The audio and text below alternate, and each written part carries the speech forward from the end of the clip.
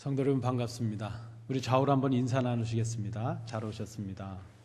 우리 목사님 베이스를 조금 줄여주시면 좋겠습니다. 말씀을 시작하도록 하겠습니다. 여러분 이런 말 혹시 들어보셨습니까? 데모그래픽 클리프라는 말이 있습니다. 그저 번역을 한다면 인구 절벽이라는 말입니다. 이 말은 미국의 경제학자인 레리 덴트라는 사람이 2014년도에 발표한 얘기고 이것이 책으로도 번역이 되었습니다. 그저 다 설명할 수는 없지만 한마디로 요약한다면 일에서 돈을 벌 수 있는 생산 인구 만 16세에서 64세까지를 말하는데 전체 인구 비율에서 그렇게 생산 가능 인구가 갑자기 마치 절벽으로 떨어지는 것처럼 줄어드는 현상을 인구 절벽 이렇게 말합니다. 한국도 그렇지만 대부분의 나라에서 베이비 붐을 이뤘던 시대가 있습니다. 그런데 그 베이비 붐을 이뤘던 그 사회는 그 반작용으로 그 이후에 저출산의 과정을 겪게 된다는 것입니다. 그렇게 되면 베이비붐 시대에 많아졌던 그 인구가 어느 순간이 되면 줄어드는 현상이 나타나게 됩니다.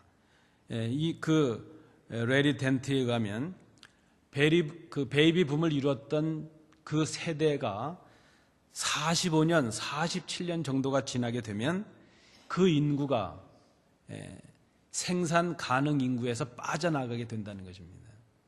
생산 가능한 인구의 주축을 40대 후반으로 볼 때에 그렇게 되면 실제적으로 일하고 돈을 벌 수 없는 40대의 몰락으로 말미암아서 그 사회가 생산이나 소비에 위축되는 그런 현상이 일어난다는 것입니다. 한마디로 말하면 일하는 사람은 적은데 부양받아야 될 사람이 많아지는 것이죠.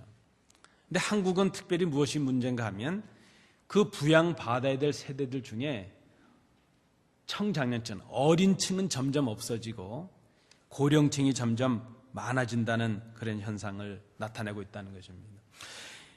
이 해리 덴트라는 사람이 2015년 10월 제16회 세계 지식 포럼에서 한국을 거론을 했습니다.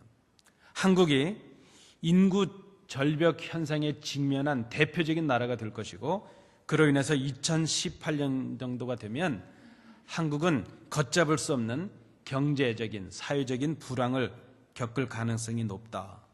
그 해결 방향은 이민을 촉진해서 노동력을 메우든지 아니면 빨리 출산을 장려해서 세대들을 키워야 된다 하는 것을 제시를 했다는 것입니다.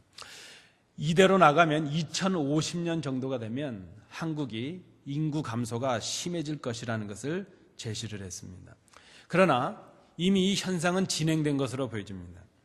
한국 통계청에 따르면 한국은 2016년도에 생산 가능한 인구가 3,704만 명이었습니다.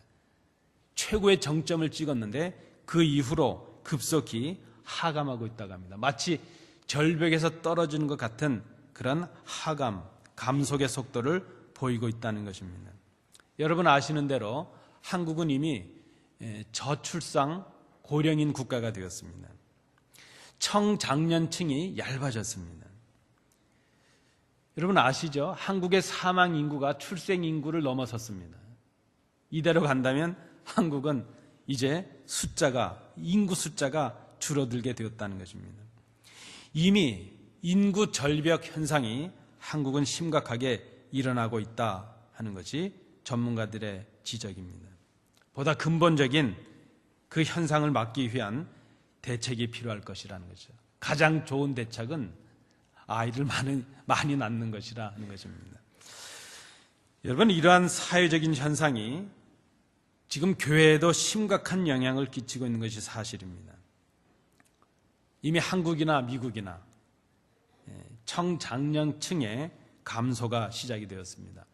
이런 인구 절벽 현상이 미국도 있었고 일본도 이미 앞서 있었지만 한국처럼 이렇게 심각하게 나타나지는 않았다는 것입니다.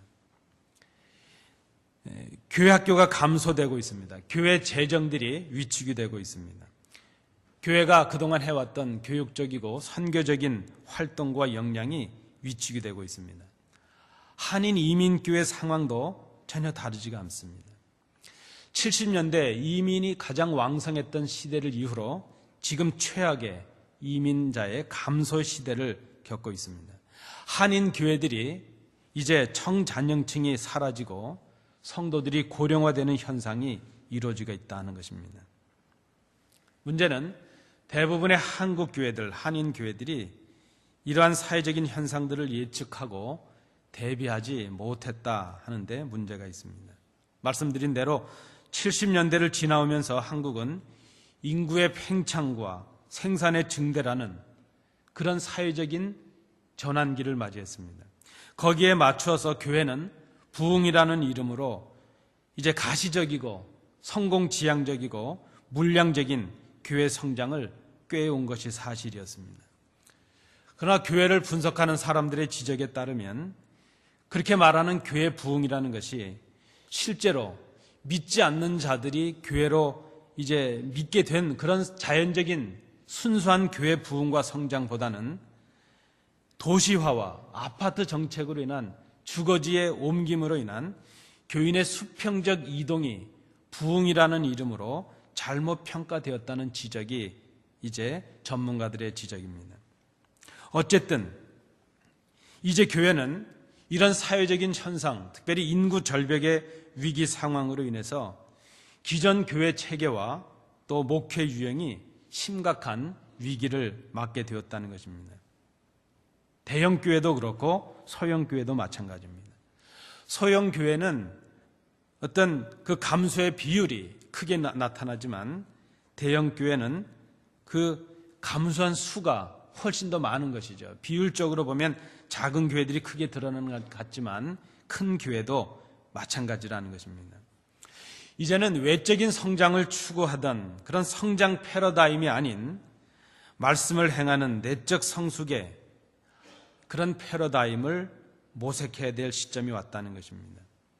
막대한 재정적인 그런 뒷받침을 필요로 하는 그런 매력적인 건물, 그런 프로그램, 그런 것보다는 말씀과 실천을 또 그 균형을 갖춘 영적이고 내실 있는 신앙인을 양육하는 교회가 되는 것, 그것이 더 중요한 때가 되었다는 그런 지적입니다. 여러분, 우리 가정적으로도 그렇고 개인적으로도 그렇고 국가적으로도 그렇고 교회적으로도 위기의 때를 우리가 경험하고 있습니다. 그러나 위기는 위험하지만 기회다 하는 말이 있습니다. 우리가 지금 막닥뜨린 이 사회적인 현상들, 특별히 인구 절벽이라는 이런 위기 속에서 오히려 교회다운 본질이 무엇인가 하는 것을 깊이 생각하면서 본질을 회복하는 교회가 되는 것, 이것이 이 어려운 위기를 넘어서는 한 지혜가 될 수 있을 것이라 생각을 합니다. 우리는 올 한 해 이제 다시 거룩을 생각하는 교회가 되기를 소망합니다. 그 일환으로 오늘 말씀을 다시 상고하도록 하겠습니다. 오늘 본문에서 사도 바울은 분열이라는 위기에 빠진 고린도 교회에 대해서 그 해법을 말하고 있습니다. 교회가 유력한 지도자들을 중심으로 분파가 되었고 분열이 되었습니다. 바울은 그런 분열의 이유와 원인이 고린도 교회가 본질을 붙잡지 아니하고 본질적이지 않은 것들, 비본질적인 것들을 붙들었기 때문이라 그렇게 지적을 하고 있습니다. 그렇다면 이 고린도 교회 해결 방법이 무엇이겠습니까? 교회의 본질을 다시 붙잡는 것이고 그 본질을 회복하는 데 있다는 것입니다. 교회의 본분이 무엇이고 성도로서의 본분이 무엇인가를 바르게 알고 행하는 것, 그것이 바로 교회 문제를 해결하는 방법이 된다는 것입니다. 바울은 그것을 오늘 함께 읽으신 본문 17절 말씀에서 이렇게 말씀합니다.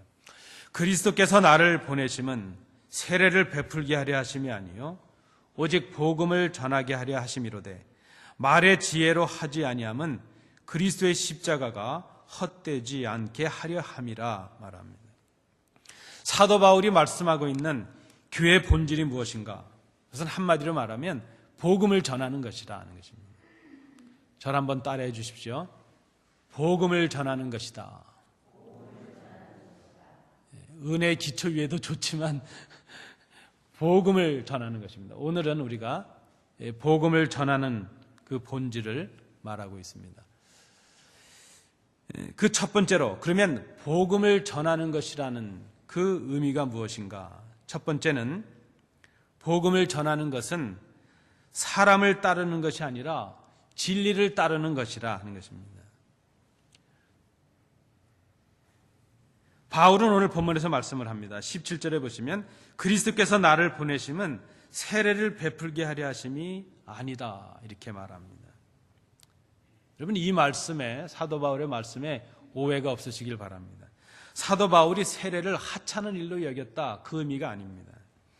우리 주님께서도 우리에게 지상의 마지막 명령을 남겨주실 때 무슨 말씀을 하셨습니까? 모든 민족을 제자로 삼아서 아버지와 아들과 성령의 이름으로 세례를 베풀어라, 그렇게 명령을 하셨습니다. 세례가 중요하지 않다, 그것을 말하는 것이 아닙니다. 그러면 왜 사도 바울이 이 말씀을 하고 있습니까? 지금 고린도 교회가 분파로 나뉘고 분열했던 큰 이유 중에 하나는 교인들이 어떤 지도자들에게 세례를 받았느냐, 어떤 지도자에게 교훈을 받았느냐, 그런 것들 때문에 지금 분열로 이어졌다는 것입니다. 자신들이 더 선호하고 영향을 받는 지도자들, 게바냐, 아볼로냐, 바울이냐, 심지어 그리스도까지 거론하면서 그런 분파가 생겼고 분열을 했다는 것입니다. 사도의 정통성과 권위를 가지고 정통한 가르침을 주고 있는 사람, 교회 설립에 영향을 끼친 사람, 또 교회에 많은 영향력을 끼치는 그런 사람, 많은 봉사를 하고 많은 재정적인 뒷받침을 하고 있는 사람, 해박한 지식과 지혜를 가지고 공동체를 이끄는 사람, 교인들은 그런 사람들을 따르는 것이 자신들이 생각할 수 있는 바른 신앙이라 이렇게 생각을 했다는 것입니다. 그래서 그들은 자신들에게 영향력을 끼치고 자신들에게 세례를 베풀고 교훈을 주었던 그런 사람들, 그런 사람들의 가르침과 권위를 우선시하면서 자신들이 그런 사람들에게 속했다는 것, 그것으로 분파를 형성하게 됐다는 것입니다. 바울은 지적합니다. 이것이 잘못되었다는 것입니다. 심지어 그리스도에게 속했다는 것으로 그리스도파까지 만들었는데 그리스도의 이름으로 분파를 했다는 것, 그것 자체도 잘못됐다는 것입니다. 왜 그렇습니까? 그리스도를 따른다는 것, 그리스도의 참뜻을 따르는 것은 그런 것이 아니기 때문입니다. 이 고린도 교인들은 자신들이 따라야 될 복음, 그 진리보다는 그 복음을 전하는 사람들, 그 일을 맡은 사람들을 더 따랐다는 것입니다. 그것이 바로 문제였습니다. 여러분, 복음이 본질이라면 복음을 전하는 지도자들은 본질일 수가 없습니다. 복음을 전하는 것은 사람의 영향을 받는 것이 아니라 진리의 영향을 받는 것입니다. 교회가 사람들을 중심으로 사람을 따르고 사람의 영향력에 의해서 좌우되면 그 교회는 분파가 생기고 하나가 될 수가 없습니다. 교회는 사람을 따르는 것이 아니라 그리스도의 말씀을 따르는, 복음을 따르는, 진리를 따르는 교회가 되어야 된다는 것입니다. 두 번째, 복음을 전한다고 하는 것은 말의 재주를 전하는 것이 아니라 십자가를 전하는 것이라 하는 것입니다. 다시 17절을 보시기 바랍니다. 바울은 이렇게 말씀합니다. 오직 복음을 전하게 하려 하심이로되 말의 지혜로 하지 아니함은, 말씀합니다. 고린도 교회가 분열된 이유 중에 하나가 무엇인가? 지도자들이 말의 지혜로 전했다는 것입니다. 교인들이 말의 지혜를, 그 전하는 사람들의 말의 재주를 따랐다는 것입니다. 지도자들의 달변과 명석함에 매료됐다는 것입니다. 당시 고린도의 어떤 신자들은 인간이 가진 지혜나 달변이나 그들의 수사학, 그들의 철학을 지나치게 높이 평가하는 그런 경향이 있었습니다. 그들은 전형적인 헬라 사람들로서 그저 수사학과 철학 연구에 지나칠 정도로 몰두했습니다. 그런데 여러분, 복음은 그렇게 복잡한 것이 아닙니다. 복음은 단순합니다. 복음은 그리스도요, 그리스도의 십자가입니다. 그리스도의 나심이 복음이요, 그리스도의 죽으심과 다시 오심을 전하는 것, 그것이 복음입니다. 그래서 복음은 그리스도의 십자가가 전부라 말할 수도 있습니다. 복음을 전하는 것은 사람의 지혜나 지식으로 하는 것이 아닙니다. 말의 지혜를 전하는 것이 아닙니다. 그래서 복음을 전하는 것은 말로 가르치는 것이 아니라 사랑과 희생으로 그리스도의 십자가의 희생을 보여주는 것이라 말할 수 있습니다. 그래서 복음을 전하는 것은 나의 지식과 배경과 소유를 자랑하는 것이 아니라 말할 수 있습니다.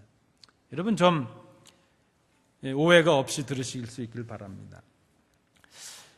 한국에 어떤 교회가 있는데 그 교역자의 논문 표절 시비, 그리고 공공도류를 점유한 그 건축에 대한 시비로 시끄러웠던 한국의 한 대형교회가 있습니다.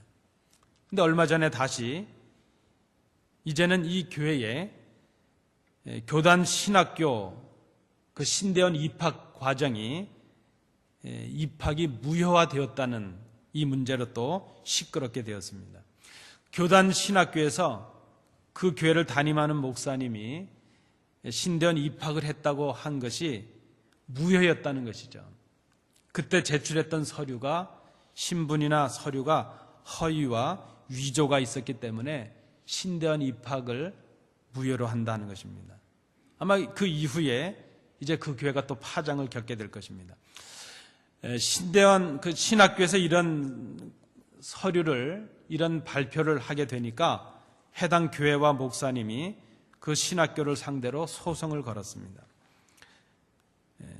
저는 지금 옳고 그르냐 그 교회 문제를 따지고 싶은 마음은 없습니다. 다만 그 교회와 목사님이 신학교를 상대로 소송을 낸 그 소장의 내용 중에 이런 문장이 공개가 되었습니다.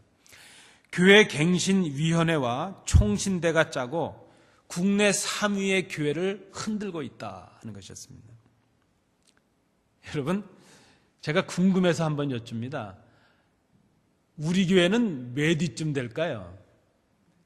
도대체 교회 순위는 누가 매깁니까? 이 교회가 말하고 있는 국내 3위의 교회를 흔든다. 어떤 목사님도 지적을 했지만 그러면 몇 위쯤 되면 흔들 수 있는 것인가요?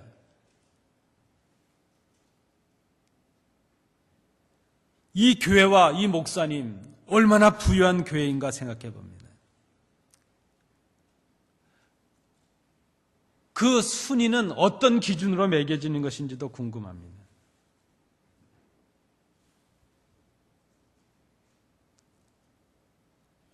라오디게아 교회 주시는 하나님의 말씀을 듣습니다. 내가 말하기를 나는 부자라 부요하여 부족한 것이 없다 하나 내 곤고한 것과 가련한 것과 가난한 것과 눈만 것과 벌거벗은 것을 알지 못하는도다. 여러분, 언제부터 교회가 그리스도의 십자가가 아닌 건물을 자랑하고 교인 수를 자랑하고 순위를 매기는 교회가 되었습니까? 우리 교회같이 작은 교회는 순위에도 끼지 못하는 교회입니까? 그런데 여러분, 이런 마음의 모습은 큰 교회만 가진 것이 아니라 작은 교회를 섬기는 성도들에게도 있습니다.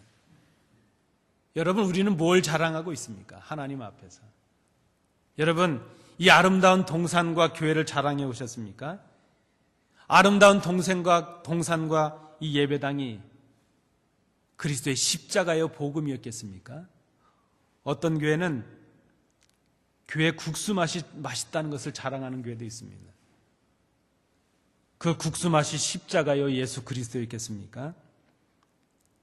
나의 지혜로 내가 가진 것, 우리의 소유, 우리의 한 일, 이것을 자랑하는 것, 그것이 바로 말의 재주로 하는 것이요 나의 지혜로 하는 것이라 말할 수 있습니다. 나의 지혜로 내 가진 것으로 주의를 하는 것, 그것은 나를 자랑하려는 교만일 수 있을 것입니다.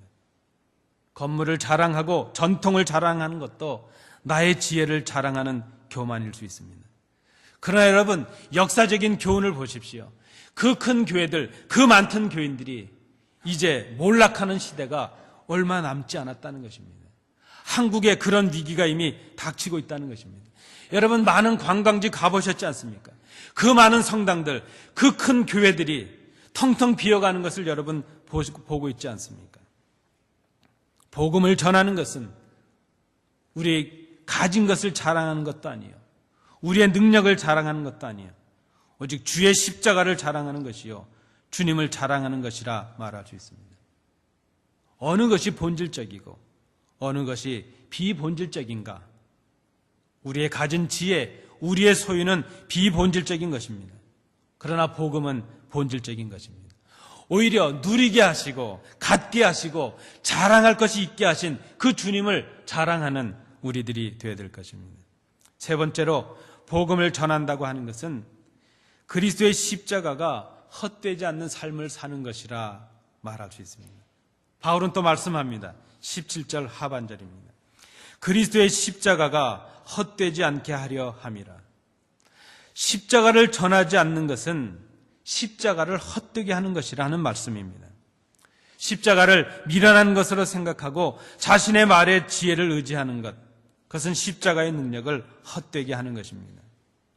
여기 헛되다 하는 이 말의 단어적인 의미가 무엇인가 하면 모양은 있는데 내용이 없다 하는 그런 뜻입니다. 믿음의 모양은 있는데 믿음의 열매가 없습니다. 믿음의 모양은 가졌는데 믿음의 능력이 없다는 것입니다. 복음을 전한다 하는 이 말은 우리가 알고 있는 것처럼 전도하고 선교하고 설교하는 것, 그것만을 의미하는 것이 아니라는 것입니다. 복음을 전한다는 것은 그리스도의 십자가가 헛되지 않게 살아가는 것을 포함하고 있습니다. 그것은 십자가의 진리를 배우고 그 진리를 따라 행하는 그런 삶을 살아가는 것으로 완성이 됩니다. 말씀의 열매를 맺는 삶을 사는 것입니다. 왜 교회가 능력이 없습니까? 아는 것만큼 행하지 않기 때문입니다. 믿는 모양은 있는데 능력이 없습니다. 왜 열매가 없습니까? 그리스도의 십자가를 따르는 삶을 살지 않기 때문입니다. 그것은 이미 우리가 그리스도의 십자가를 헛되게 하고 있다는 증거입니다. 1장 18절의 말씀을 보십시오. 십자가의 도가 멸망하는 자들에게는 미련한 것이요 구원을 받는 우리에게는 하나님의 능력이라. 복음을 전하는 것은 십자가를 따르는 삶을 사는 것입니다. 그것이 교회의 본질이요 성도의 본질이라 말할 수 있습니다. 그것은 복음을 배우는 것이요 행하는 것입니다. 우리가 드리는 예배와 설교와 우리의 봉사와 이 모든 삶이 진리를 배우고 행하는 통로가 되어야 될 것입니다. 그래서 복음을 전하는 것은 십자가의 진리를 배우고 따르고 그것을 우선순위로 해서 최고의 가치로 여기고 살아가는 것이라 말할 수 있습니다. 바울은 지금 갈라진 고린도 교회를 보면서 복음을 전하는 본질을 회복하는 교회가 되기를 꿈꾸며 이 말씀을 전합니다. 그렇게 된다면 교회가 이런 은혜를 누릴 수 있을 것이라 말씀합니다. 그 내용이 10절에 나타납니다. 우리가 10절을 함께 봉독하시겠습니다. 형제들아, 내가 우리 주 예수 그리스도의 이름으로 너희를 권하노니 모두가 같은 말을 하고 너희 가운데 분쟁이 없이 같은 마음과 같은 뜻으로 온전히 합하라. 교회가 복음을 바로 전하는 본질을 회복하는 교회가 되면 이런 교회가 될 수 있다. 이런 교회가 되기를 소망한다. 사도 바울의 간절한 기대입니다. 모두가 같은 말을 하고 너희 가운데 분쟁이 없이 같은 마음과 같은 뜻으로 온전히 합하게 되는 은혜입니다. 여러분, 교회 본질은 사람의 지혜나 지도력이 아닌 그리스도께서 보이신 십자가의 도를 따라 행하고 전하는 데 있습니다. 십자가의 도가 교회의 생명입니다. 그것이 바로 복음입니다. 그것이 바로 교회의 능력이 됩니다. 그것이 교회를 교회되게 하고 교회를 하나 되게 하는 하나님의 능력일 수가 있습니다. 복음에 기초한 교회, 십자가의 도를 자랑하는 교회, 그런 교회가 복음을 배우고 가르치기에 힘쓰는 교회가 될 때에 본질을 회복하는 교회가 될 수 있다는 것입니다. 그래서 복음에 기초한 교회는 십자가를 지신 그리스도의 마음을 마음속에 품습니다. 그들의 입술에는 그리스도를 증거하는 그리스도의 언어로 가득 차게 됩니다. 그때 교회가 하나됨의 은혜, 회복의 은혜를 누릴 수 있다는 것입니다. 복음을 전하는 것은 사람이 아니라 진리를 따르는 것입니다. 여러분, 교회에 어떤 사람도 영향력이 있어서는 안 됩니다.